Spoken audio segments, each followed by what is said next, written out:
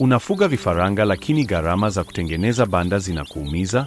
Leo nakwenda kukuonyesha jinsi nilivyotengeneza banda la kisasa kwa gharama ndogo sana, kwa kutumia chupa za energy.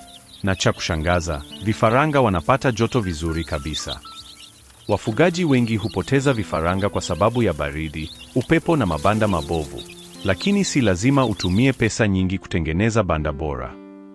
Vifaa nilivyotumia ni rahisi sana kupata: chupa za energy zilizotumika, fito za kawaida, kamba, nyasi kavu na matandazo. Jinsi ya kutengeneza: kwanza nilisimika fito pembeni. Baada ya hapo nikapanga chupa za energy kama ukuta ili kuzuia upepo kuingia. Chupa hizi zinasaidia kuhifadhi joto ndani ya banda. Kisha nikaweka nyasi kavu chini ili vifaranga wakae sehemu yenye joto na ukavu. Muhimu zaidi ni kuhakikisha banda lina hewa ya kutosha, lakini halipitishi upepo mkali. Tangu nitumie banda hili, vifaranga wamekuwa wachangamfu zaidi, hakuna baridi kali, na vifo vimepungua sana. Gharama ndogo, matokeo makubwa. Kama umejifunza kitu kupitia video hii, jaribu njia hii ya asili.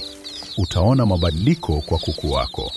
Usisahau kulike, kucomment na kufollow kwa tips zaidi za ufugaji.